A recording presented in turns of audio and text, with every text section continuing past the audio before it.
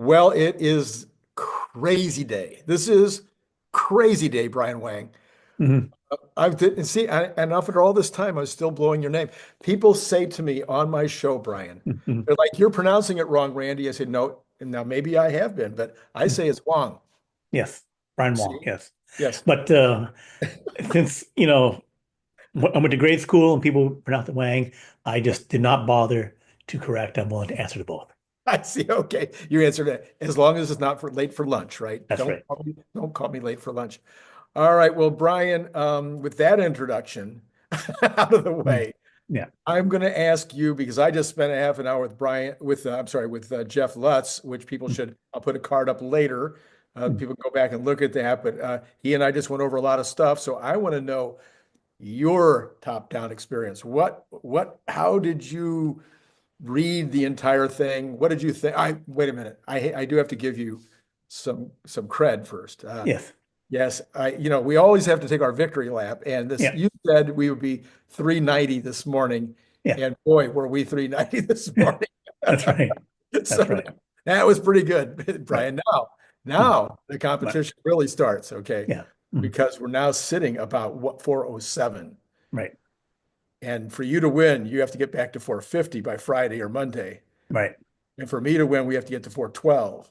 Yeah. 410 or 414. I said 410. So Yeah. honestly, it's 410. Right. So you Right. still stuck at 450? Yeah. Still there All for right. 50. All right. Okay, there we go. Okay. Because basically, like that kind of small move is trivial for a 2 day thing. We get 2 days, two total trading days, plenty of time, plenty Yeah. of time. Plenty. So the in terms of my top-down thing about the call, we just had the great earnings call. In terms of like what we heard from us as in the Tesla community, everything they wanted to hear was there, right? Yeah. The stock market movement is less certain because they need to digest, the analysts need to digest what happened a bit, right? Although in terms of Elon being happy, he's the happiest he's ever been. So that was all there. Uh, Did you feel like a couple of times he was almost like like how we get sometimes like giddy to yeah, the right, right. So in terms of his happiness, the stock trades on that, then we're, easily get to 450 based on that. Um, when they digested the numbers were not wonderful, right? right. They're okay, not terrible, Yeah. but we weren't expecting the numbers to be the thing. And although, we did, not the victory lap. I was thinking we may get to 20% of margin, and we just, not anywhere near that with 16%, 16.8%. So the margins were not good. But this is all setting up for what's going to happen in the future. And that was, we're going to get Robotaxi paid in June in Austin. It's going to spread to many places in the United States by the rest of the year. It's going to start with the internal network, and then next year you'll be able to add your car in, and then May hopefully the regulatory thing will get done for Europe, and then they didn't sound as hard for China. They didn't mention it, but so maybe we're in the March April timeframe for China to do FSD regulation, but they fully expect to be technically capable of FSD everywhere. And then they talked about shooting for 10,000 Tesla bots um, this year, Right. and then going up 10x potentially next year to or at least 5x, going to 10,000 bots per month with the production version 2, Mhm. either early or middle of next year, and then Tesla Semi start production, and then putting two and two together. They didn't say it, but that basically they will have FSD for the Tesla Semi truck. Yeah, well, he So said, he basically, said, he said the autonomous semi will be, yeah, they will never be able to make enough of them. right, right, right. So, and he also said that Tesla Bot and Tesla Semi would be priced based on demand. Yes. So that means if you have a robo trucking semi, say in 2026, Mhm. FSD is fully integrated into it, you can do that. You're saving $100,000 per year on that vehicle. Sounds like you can sell them maybe for like $600,000, Right. and then plus have the a higher price FSD subscription of like $40,000, $50,000, $100,000 per year. So then the margins on the Tesla Semi could be like 75% of the hardware and even more on the FSD. So the margins on those products will be just killer. So in terms of like everything we want to know about robotaxi, FSD, robo trucking, Tesla Bot, the full AI story was there in all its glory with high specificity. And So and even got it's been forgotten already. mm, Nobody's going to remember it because of all the other stuff. We've already got another mega factory under construction. another manufacturing and construction. It's not like gonna be. It's Yeah, not like we're gonna potentially look at the land. yeah, No, it's under construction now. yeah. But he didn't say where. I And, and, know, I and know. it's amazing that the analyst is like, there was a bunch of stuff. It's like, okay, we're a bit battery constrained now. They didn't say like, what do you mean battery constrained? How much does that mean, right? I can do some two, what I think it means, and Right, then, but they didn't ask him, and they didn't say, you know, like the usual Gary Black question, when are you going to get your low price vehicles? And they right, didn't say that, and they didn't say like, how much can that scale this year? Like, give us a number. They didn't ask right. for that either. I guess they presumed it could still be 20, 30% or something. Yeah. So there's a bunch of stuff they didn't ask about, the obvious questions. Yeah. Right, right. So it all comes together in 2026. I don't know anybody who would have ever said that. Yeah. Yeah. Yeah. And ridiculous in 2027, 2028. Yeah, Ridiculous. and ridiculous in Yeah. 2020. A great year this year, even better 2026, and then things go crazy for 2027, 2028. Yeah. Yeah, and of course, 50% per year scaling on energy. And again, that'll just be completely forgotten about. Mm. Did you do, I don't suppose you did the math on the 2,500, the 4680 Yeah. capacity, did you? Right. I did my number, but the number that um, Jordan, the limiting factor, gave was 16 gigawatt hours per year. Still only at 16. 16 gigawatt hours per year. But Oh, that's right now, the run rate yeah, right now. yeah, yeah. Yes, yeah, a bit disappointing. Yes, But that's enough for 125,000 um, vehicles for the year, 130,000 vehicle Cybertrucks for the year, right? But that will increase. So this is the run right now. yeah, So then you should be up to 200,000-ish Cybertrucks for the full year, right, maybe, or right. 108,000, and then you'll have enough for your semis. But my interpretation of the battery thing, so that's your 4680s, your internal production, Right. right? So then Right. you can get to 30 or 50 gigawatt hours on that. Hmm. The battery constraints, to me, they said in the report, they said they're confident and can promise like 50% um, gigawatt hour, 50% increase on the energy megapacks, right? On fixed storage, right? They said 50% more, right? And they said that or higher, right? And then For the previously they said for 20 the mega packs. Okay. for the So megapack. they got enough And batteries set aside, specifically designed for mega packs that they can get their 50% increase. right, Okay. right. So they say, I say that is basically if you say roughly 35, 40 gigawatt hours last year, and Okay. now we can add 20 Okay. gigawatt hours that they're confident about, Right. right? So to me, when they say, okay, we can commit Right. to in Right. the report or in our statements, Mhm. 50% growth on energy, 20, 30% cars. 20, 30% cars, that's about 30 gigawatt hours Mhm. of batteries. Mhm. So we're looking at, 20 to something gigawatt hours on the megapacks and 30 gigawatt hours on the cars. But that's what they're saying. We can definitely for Definitely do. sure hit that, Right. right? Right. And they said that there's a rationing issue of whether it goes to fixed storage or megapacks for more batteries. And if we get more batteries, we can sell more stuff, Right. right? So to me, more stuff potentially is they said capacity for 60% increase in cars. That's Mhm. also in the thing. They said we can do that. So that gap of like 30% more cars is a battery issue, Okay. right? And Because also we maybe yeah, because we know that if we got the FSD unsupervised, then it's going to be unlimited in terms of the numbers of cars we can sell. right, right. So when they said battery issue, this is my interpretation of it. That if they can get, say, another 60 gigawatt hours of batteries, right?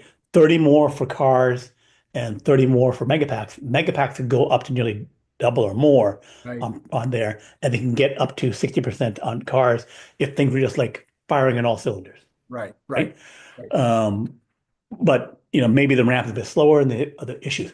So, and then the other batteries for more cars, the lower price vehicle and the more mega packs, Mhm, those seem to be like CATL type batteries. mhm, mhm. So they're saying CATL give us 60 gigawatt hours more. And even though the CATL has extra capacity, then to flip that on, is tougher for CSL to do, I think. To just say, Well, hey, we need to scale up that quickly to get to a higher number of batteries.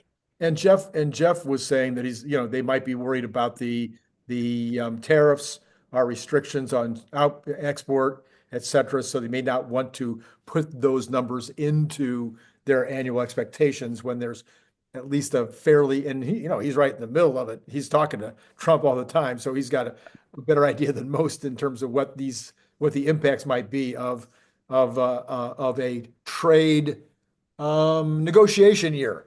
Right, I right, don't call it a war because yeah, I don't think that Trump sees it that way. I think right, Trump sees it as a trade negotiation year. right, Yes. right. So there's complexity in terms of doing the increase. So maybe it's like because of that, maybe they can't get the batteries from CATL because the increased demand will come in the United States, Right. right? So then that, and wherever else the new Megapack factory is, so there's, yeah, yeah, definitely so there's a bunch of logistical issues, supply chain issues around that, which is unknown. So Right. Right. Okay. Yeah. So are you used to the transparency now? Because we've had it two meetings in a row.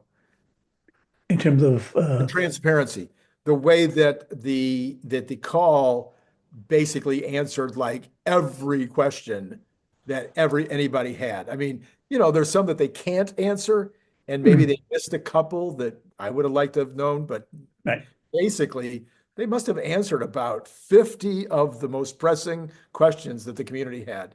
right, right, right. Yeah, I think that's wonderful. I think it's also because we're getting closer to it actually happening. So they know it's not like, oh, maybe I don't know. Like they have the clear plan of paid Robotaxi in June, right? Right, They right. say, okay, now we're going to do with our cars and, let other people in next year. Like the whole, like they have some like, detailed um, project Yes, plan yes, all yes. laid out, right? So they can say, yeah, this is what we're going to do. This is what we're working towards. So that means they can answer the question because like, yeah, we know, here's what we're going to do. Right. Yeah. Yeah. So they clearly have the drivers up in Fremont that are driving people to the job, and then they've got the vehicles now that are parking, coming out of the factory and parking themselves. They may have other vehicles around that are doing, some testing with a a driver, somebody in the seat, but not doing any actual takeovers. Mm. So they got a lot of data that we don't see, which would give them a lot of confidence that they can do this by June. Right, right. And they have a vehicle that is probably now safer than human, right? Right, That they have a version 14, right, that they're driving around and say, yeah, this thing looking great. And then they're probably even doing that for that unmanned driving, from the factory to right, the right, loading right. dock, which was released, last Might night. have version 14. Yeah. So okay. Did you were you able to decipher what he said about version 14? That was like he might have been talking Greek when he said what version 14 is going to have. That I didn't actually, I may miss that part because I was okay, like doing some driving and stuff like that. okay, all So right. what did they say about that? No, I don't know. It was like, yeah, it's gonna have this. It sounded like more high level stuff, like the coding would be this and the inference capable. I don't know. Like I said, I'll it have to was go back to it to okay. figure that out. Okay. In terms of one thing in terms of the stock is that today, after hours, there was also the Meta earnings release, and their Right, earnings release was good, right. right? So they're up like 2.5%. They got as high as up 5% or so after hours, right? Mhm. They broke Right. over 700. And they said that they were going to spend 60 to 65 billion dollars on AI infrastructure. So the whole deep seek thing, oh, they're going to stop spending on AI and blah, blah, blah. Not blinking, not Yeah, blinking. They're saying, Microsoft, $80 billion on AI infrastructure, Meta, 60, $65 billion on AI infrastructure.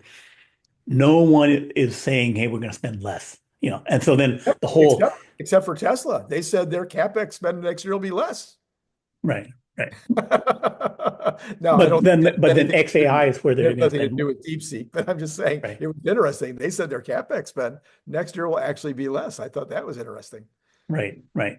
Um, so it's, I think in terms of the mark, what happened the next 2 days, right? Yeah, yeah, Next yeah. few days is that the we may reverse more of that whole, oh, Nvidia went down, Right, 15% and blah, blah, blah.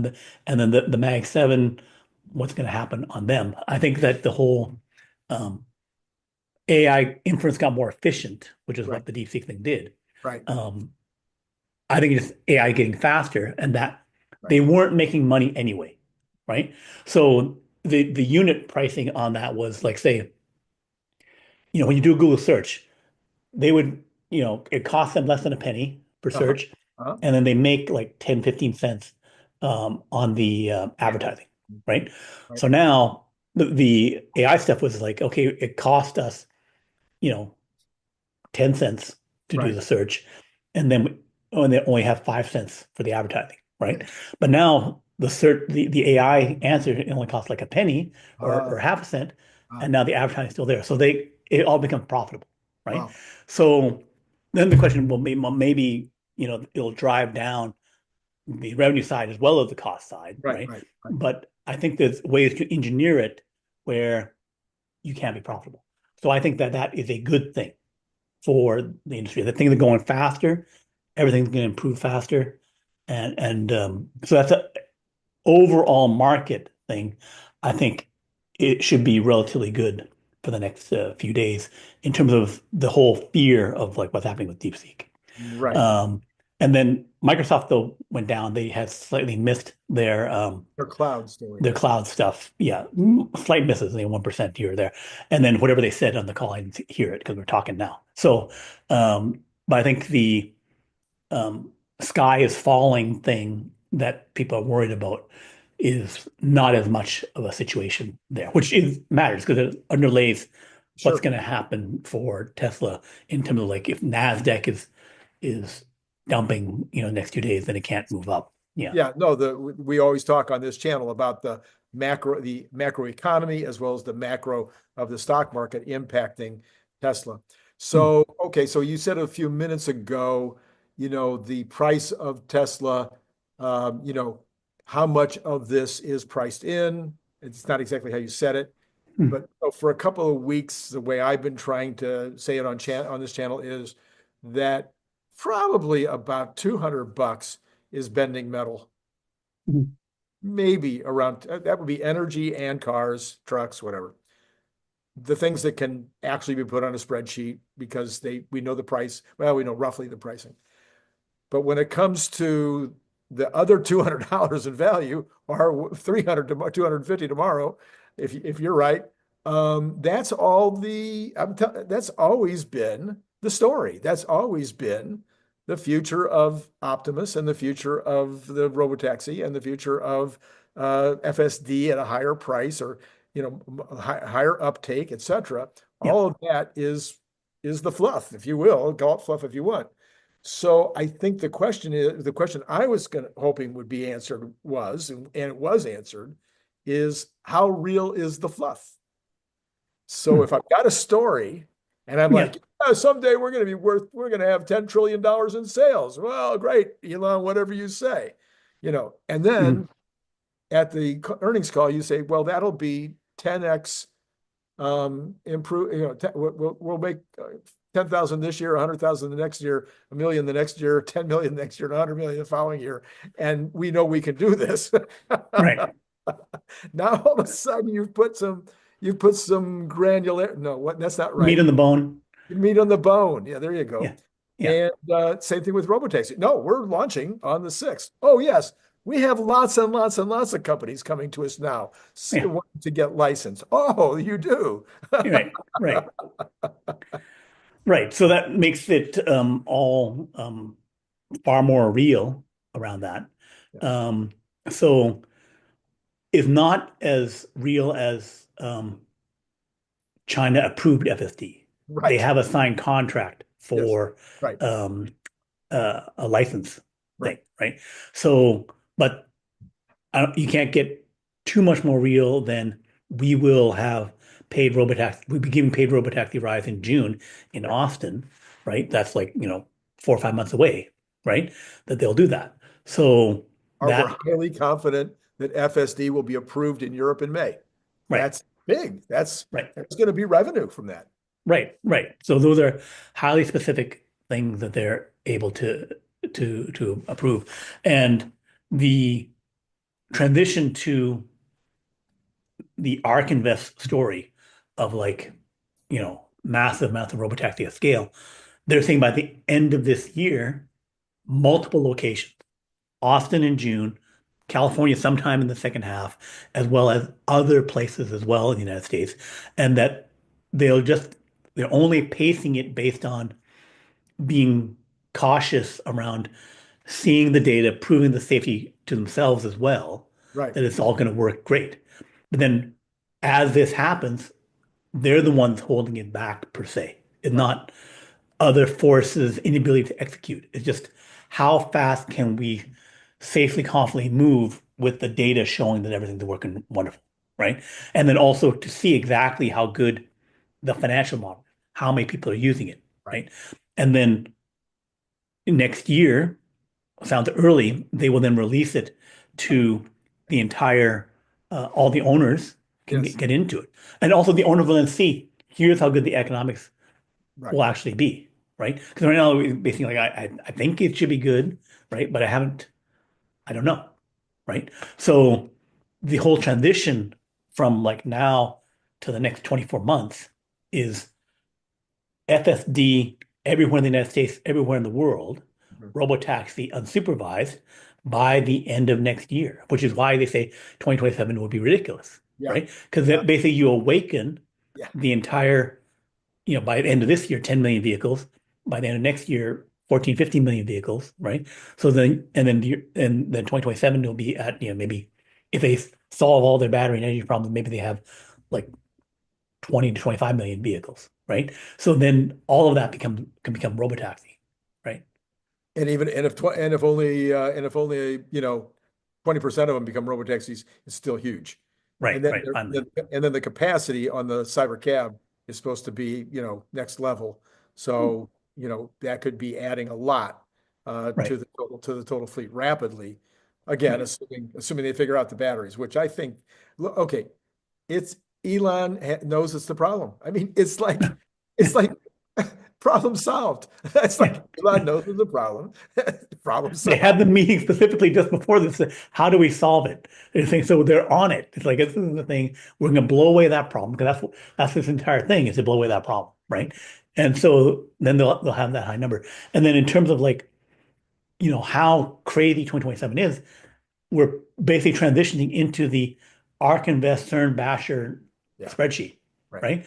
Where, we see that as like, okay, here's whatever we are now, right, but in 2027, we're fully into the robotaxi everywhere scenario, right? And bot would be at probably 1 million units, right? So right. they're saying, 50, 100,000 this year, sorry, next year, 2026. So 10,000 this year, Mhm, 50 to 100,000 next year, mhm, and then 500,000 to 1 million in 2027. mhm. And that million will have the cost per bought will be about $20,000, but the sales price will be demand driven, Right. and that looks like 100,000 per me. So again, the margins will just be crazy on that. Actually, if they sell it, it would be more than 100,000. I mean, I think again, the number we've been using. Almost everybody in the community's come to the same number as 60,000 a year to rent it. Right. And so if I'm hoping that they will. I mean, again, I don't want to be greedy. I'm not looking, it's going to be, the stock is going to be so high as a result of all this that whether they rent it for 60,000 or rent it for 70,000 is probably not going to change your or my life at all. Yeah. But I think, but if I wanted to be greedy, Yeah. I would say, you auction it. I mean, not exactly an auction, but you go out there and you say, well, guess what? We'll do this for $100,000 a month. And if enough people stand up front, like they did with the Cybertruck, Yeah. said, Foundation well, series yeah, or yeah. foundation series on the bot. Right. Yeah. Yeah. And launch series on mobile. So you have a launch foundation series Yeah. on these other products. Right. Right. And on the Optimus, the launch version might go for years. Right. Because the TAM is so big and the payback is so massive. Again, I don't know how many times I have to say this. I had a little tiny company, 100 employees. Okay. I was perfectly happy, absolutely willing to spend $100,000 for a piece of automation equipment that was going to cap my bottles. That's all it was going to do, cap the bottles. Yeah. I would have paid the 100,000. There was complications where I never did, but I was ready to write the check for 100,000. And that was when $100,000 was real money. Yeah. That was 20 years ago. So $100,000 for a piece of automation equipment is not a stretch. Yeah. It's just like, how much do you pay for a vending machine, right? Like if I have a $10,000, $20,000 vending machine, but it pays out, $1,000 a month. It's like, oh yeah, the numbers work out. Here, I make the loan, I do it, and then I get the loan to pay for it, and then I make $1,000. My loan costs $300. Yeah. I'm making $700 a month, and so, Yeah. so I make the deal, right? Yeah, and with automation equipment, it's even better because you're getting rid of a headache. Right. Oh, did I say that out loud? Yeah. I loved my employees. I keep telling you that I love my employees. I didn't like the paperwork. I certainly didn't like the the hiring, the firing, the hiring of employees, in my opinion.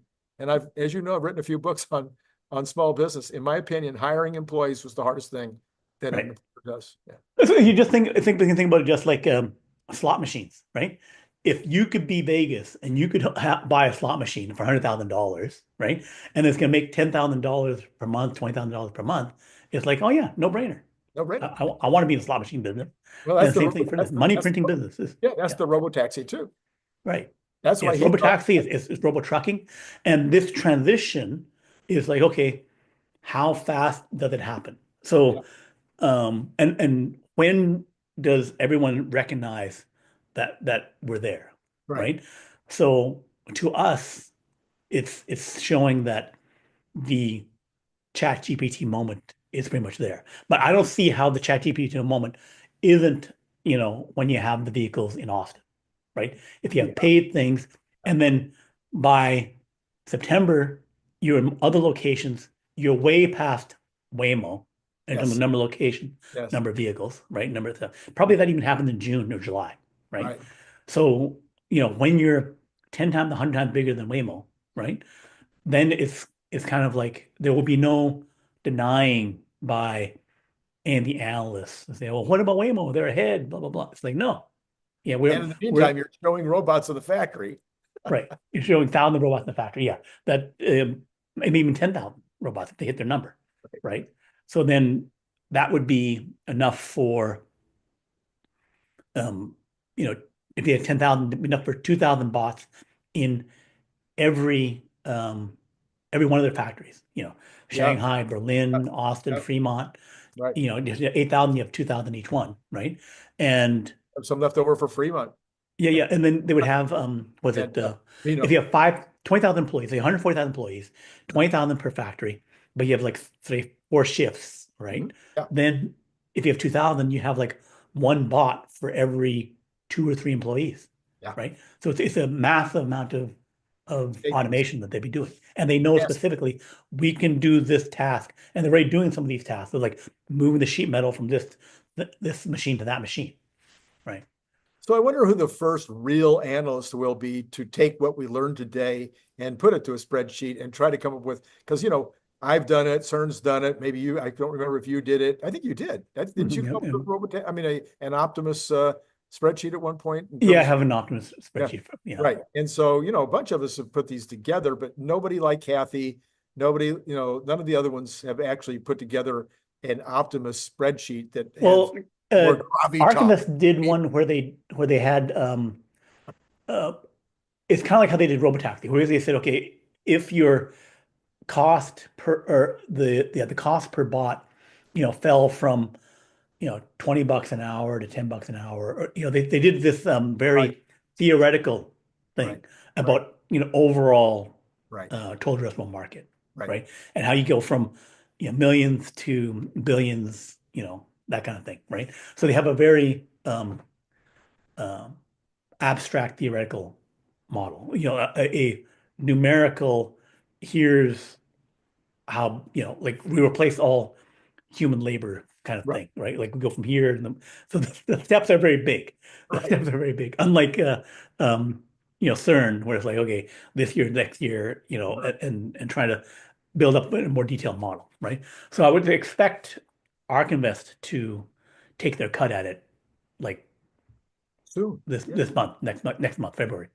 I would expect them to have a quite detailed model, making a bunch of assumptions. Frida Dewan will probably have one ultimate capital. Mm. She does very detailed things in Robotaxi. I would expect her or someone else at Altimeter to have something on Tesla Bot. They probably even have it internally. The Right, question is, they right. do they publish it is the question. But I would think within the next 2 months, well, before the June thing, they'll have that because the Tesla Bot stuff could have 1,000 bots by August, right? If they're Yeah. going to start doing these Oh, yeah. 1,000 per week, they said 600, right? 2 weeks of that, they'll have 1,000 units. So if you're an analyst, you want to at least some of these guys would want to get out ahead of that, right? So I think, yeah, first one will be, February, March for sure, and then by May, you'll have one from. So you have the ARK Invest one, Ultimate Capital. McKinsey will probably have one. BCG Consulting one. I would expect the McKinsey and the BCG Consulting models to probably suck. Yeah. Um, so they'll be very conservative, but like ARK Invest and Frida Dwan, I expect to have pretty good models. But then actual straight up financial analysts, probably Pierre Ferragu could put one together. I would expect him to probably do something, and then maybe who's the other um, one that does fairly detailed Well, ones? Dan might do one. Um, Dan Ives. Dan Ives. He doesn't do models. He Well, goes in very generalities, right? uh, He doesn't do a detailed one. Um, so here's a question for you. yeah. Now, maybe neither one of us can even come close to answering this one, but both Larry and Jeff Mhm. seem to feel like the original cost, let's say, of these 10,000 Mhm. is going to be just exorbitant. Mhm. And I know the stuff I made was much simpler, Mhm. but I'm thinking that the cars are more complex and that the first 10,000 is not exorbitant. Okay. Mhm. It might be maybe the first 10,000 cars, or the first 1,000 are 100,000 each, and the next 1,000 are 80,000 each, and the next 100, I don't know, but because I don't know how that works. But So my rough estimate on that is okay. that 20,000 is roughly half the price of the cost of a vehicle because they had when they got to 2 million or 1.8 million, we have the cost of average cost of a vehicle at $34,000, Okay. right? But roll back to when we had about a million, we're Mhm. roughly in the range of 40,000, right? Mhm. So roughly double, Mhm. right? So then roll back again, right? And we look at our, you know, 5,000 volume Roadster, Mhm. right? So then was specifically made more luxurious, right? Didn't Right. have to be, but they chose for marketing to be that way, right? So then, but so then I say $100,000, $200,000 max on those first 5,000, right? 10,000 this year, right? Production version two next year, going up to 50 to 100,000, is roughly the volume of a Model S, Mhm. right? So Model S sold for 8,000. The cost was probably about 60,000, right? So for the bot, I think that 30,000 because it's half, right? So 100,000 now, 60,000 production version two, and No, then a 30, production 30,000 you're saying. 30,000. 30,000. Yeah, 30,000 next year because it's half the car volume price, right? And And then then yeah, ultimately he's saying when it's 100 million, it might get down to like 16,000 each, even though what do you call it? Scott and I and others have looked at how can it possibly cost more than like 7,000 once it's at scale, across all parts. But I would maybe think the issue is the chip. How they can make a good enough chip, but then do they have reasons to make a better chip and put it in there, right? So that goes to the end state of AI. Like right. if I just say I just want a good enough chip so they can run the stuff, just like right now they could put they could stop maybe with AI 4, Uh-huh. right? But they're going to go with AI 5 because they want to do distributed AI, right? So if I have AI 6, AI 7, because I want to do even better distributed AI, if that's the model that persists, right? Then I would have a higher cost chip that would go into the thing because I'm going beyond what is just needed.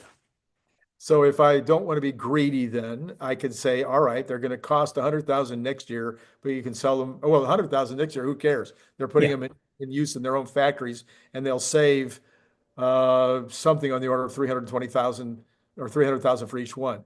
Right. So that's good. So then the next year, it costs them nothing to save the next 300,000. So then the ones that they get the following year, even if they're 30,000 instead of seven, Yeah. and you sell them for 200,000 each, Mhm. or rent them for 60,000 a year, either Yeah. way, it's still great money. All right. Right. All right. Right.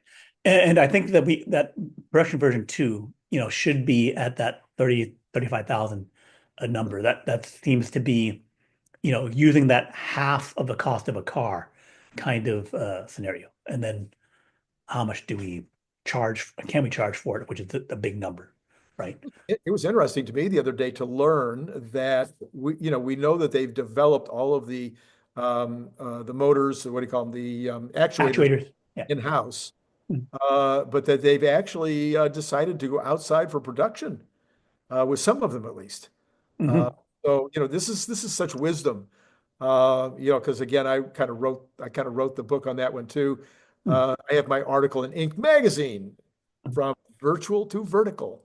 And that was in 1990, somewhere like that. Anyway, and but because you go from virtual to vertical doesn't mean you go, oh no, on this one, it still makes better sense to have it made outside. Right. And so that's a great amount of cleverness, in my opinion, to not just go, oh, well, we make everything in-house now. We Right. can Right. house, let's make them in-house. No, these other guys could do a better job or faster job or make more of them. Something better. Yeah. Yeah. Yeah. Right. The other thing I thought might be expensive could be the assembly of the hands. So Hmm. even though you could have the Optimus assembling its own hands, Hmm. uh, threading all those tendons and getting everything exactly in place and making sure, that could be kind of a very something that there's nothing in the car that's quite that intricate. The thing is, the costs and other things collapse when they have bots making bots. Yeah. So when the bot they're making the bot and they've converted fully to unboxed process and everything, right? And or unboxed process version two or version three, Right. where they've improved it even more, right? Then the cost things could just and also the volume production where you're spreading costs out could suddenly just collapse. So that goes to Elon's thing of like, what does money mean?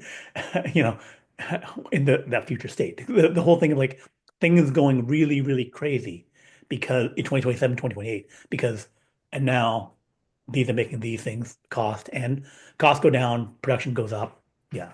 It's just like trying to predict it based on well, if I automate my textile factory from the Industrial Revolution, where I have a bunch of people and the machines, doing the mills and doing my textiles, and then I go to a fully automated system.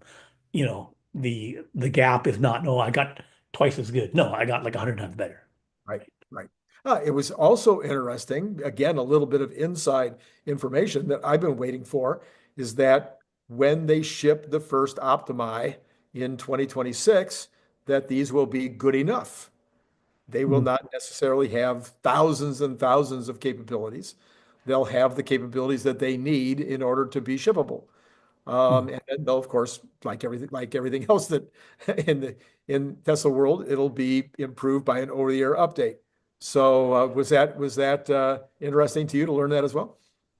Yeah, I think that things will become like software and improve very rapidly. Yeah. Yeah. Okay. All right. What else do you get out of the call? I mean, there's I've got so many notes here. I could probably I don't know if I Let's see. Yeah, the we're main thing still is being the robotaxi, how that happens, going to the network, the bot, the megapack factory. Um, those are the main things. But it's definitely a dense thing, and then I need to be, going back to listen over a few times to get everything out of it. yeah. Let's see.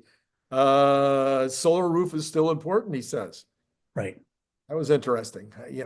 He says, yeah, I think that there's more stuff to happen on energy. That the energy world is changing, and that they have to make new products that would make the whole um, transformer energy distribution thing work better. That if they can, do a energy grid 2.0 or completely distributed energy, that is something that I think is a need. Like if the AI stuff is still on track, and we need to double world energy in 10, 15 years, right? That you know totally taking over how the grid is done yes. is something, and being able to upgrade it, I think, is a clear need, right? And And and that we they were can, first, and we were first on this channel as well.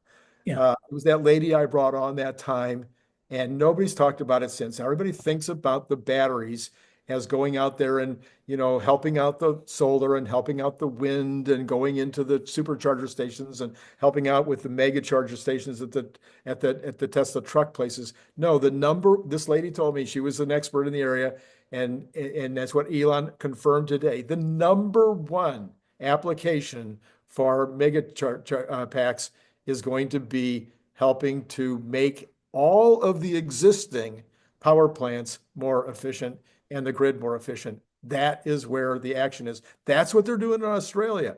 That's right, why half of the mega packs that have ever been made, I think, are in Australia. That's what they did down there, is they made the grid more efficient, right, eliminated their brownouts and blackouts, and reduced their cost of energy rapidly. right, right.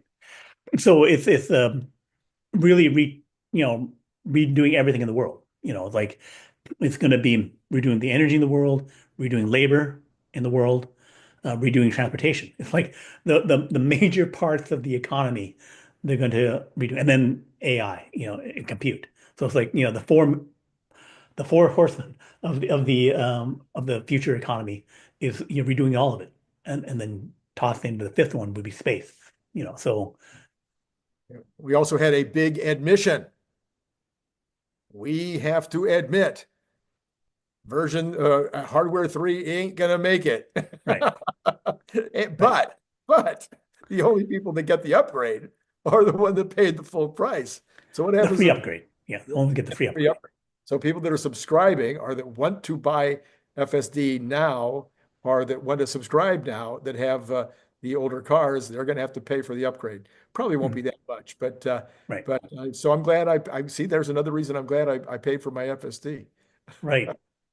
So they still have the FSD for sale. So if you want it and without switching your car, you can still, I think, do it. Oh, Uh, I yeah, think so. maybe if you purchase it now, Right, right. And or I think now Kickstarter. it's also more lower cost. So it's a kind of encouragement to Yeah, people to make the switch. they should tell them. Uh, They should say that. If you or the buy, other thing is to sell your vehicle and then buy a new yeah, one. Then you, yeah, yeah. yeah. So while costs are, not that bad. So it's not. Um, I guess for them, it's like it's a few hundred thousand people, that they need to swap over, and then goes to like, just making new vehicles with the newer chips as opposed to um, retrofitting an old one. Yeah. All right. Well, there was other news today. One of the other news things out of Tesla today, which I know you would have been interested in, is that they've been in cahoots with Apple for a Right. while. Go ahead, you explain it. For the cell phone where you can access the Starlink direct to cell phone texting and then soon the voice and internet. So Even that means, yeah, even images. right, right, right, Middle range, quality images. Yeah. right, right. So I think Global Star was the satellite company that was uh, Apple had already done some stuff with, but the whole emergency texting and then now basic texting will become available. They went into beta on that, with T-Mobile. So I would expect they've already done various tests with the voice and with the internet. So low, 1G speeds I expect to happen, by the end of the year. Yeah. Yeah, that's just craziness. It Yeah. wasn't. It seemed like there was something else that happened with. I can't remember now, but anyway, so yeah, it's been a while. Oh, the Fed. Okay, I knew there was something else we need to talk about because Jeff and I didn't have time to talk about the Fed at all. So the Fed kind of, I think, has turned out to be a nothing burger because the Microsoft and the Meta and the Tesla news were so much bigger than the Yeah. Fed. Did you take anything away in terms of what you thought the Fed, any impact on the Fed's conversation today? So this is what I expected that because they have to be data dependent, they don't know what are the tariff negotiations. They don't know what the policy things will come through. They have some now, but they don't know the effect of it. So it's going to be 100 days of flurry. We really only have like 8, 9 days so far. So basically, Right. they don't know. So the my expectation was that they could not do anything for the first 4 months, right? Even 6 months, because they don't know what's happening. Some things will become clear, Right. right? I'm anticipating a lot of the cuts, like they're offering the uh, employees of the federal government to take 7 months of 7 to 8 months of a severance, or if they don't want to come back into the office 100% and some of Any that, reason, basically, or for any reason, even yeah, if for any they're, reason, any reason, yeah, they can just right. quit. Yeah. Right. And then I'm expecting them to offer an early retirement thing. So that um the how many people choose to quit will be known by February 6th, right? Yeah. For that Yeah. first offer, right? Right. But I expect to have other offers and other things happening. So it should become clear for the Fed, you know, what has all happened. Like enough will have happened within 3 months that they can then make a call of like something, right? But I could also see them there's so much stuff that's still happening, more Doge announcements or other things over the first 6 months, that they could still say, and we're not certain enough to make a cut or not, right? Right. They'll be frozen like deer in the headlights. It's like, so much stuff is happening. I don't know what to do, right? But the numbers start becoming clear. Okay, this is starting to happen. Like the bond market will tell them, Right. what will have to happen. Yeah, the bond, as he said, and the bond market is telling us a little bit today. At least it was down a little bit. Hmm. It wasn't not during the call; it was going up. But after the call, it relaxed, as did the market. The market was not liking what they heard, and then after the call was over, it went back up again. Well, it didn't finish the day in the green, but it went Yeah, back up from where it was. So I think overall, I've been on again, off again, saying that the Fed and inflation didn't matter anymore. And then this week, it seemed like it was the most important thing in the world. And after today's call, I think the Fed and inflation don't matter anymore. I think right. it's going to be everybody's going to be looking at Doge. They're going to be looking at the Trump administration and what are they doing, and then seeing as far as the markets are concerned, the markets are going to be, okay, what does that really do to consumer confidence? What does that do to consumer sentiment? What does that do to housing purchases? What does that do to hopefully maybe someday manufacturing, Right. et cetera, et cetera? They're going to be looking at at the whole picture. I think again, it's just them just reacting. So, okay, they're going to be data dependent, which just means we will react Right, with a delay. So right, the question is, will it be a 2 month, 3 month delay where it's obvious to everyone else that we have enough data to make a call? Or is it going to be, 3, 6 months delay? I would bet on less competence and say that it will take at least 6 months for them to figure something out, even if it becomes obvious to the rest of us within right, 3 months what's right. going to happen. So we could have a cut in June if everything's looking good. Right, right. But again, I think it could even be, August, September, because um, they, unless the data has to become obvious, Right, then they'll make a cut. When the rest of us know, okay, they really have to do something, whether it's cut or freeze or move up, whatever, they will be banging the table, do something, make the cut, or whatever. And then 3 to 4 months later, oh, they finally did it. right, right. Okay. All right. Well, first of all, I want to thank you, Brian, for being on. Now, this will be on both of our channels, so you can go over and look at it on his. Don't do that. No, no, I don't. Either way, it doesn't matter to me. And you should follow him, follow Brian anyway, and contribute to his Patreon and all those kind of things. And then earlier today, I did the video with Jeff Lutz, so we will put the card up on that one, so you can go back and look at the Jeff, because that was as almost as good as my conversation with Brian. Mhm. And so Brian, okay, we'll find out what happens. It's either we'll say Friday, Monday, Yeah. it's either 4:10 or it's 4:50. Maybe it'll be 4:30. Yeah. And we can have a meet in the middle. Yeah. All right. Thank you so much for coming on. It has been great, as always, talking to you guys. Okay. Thank you.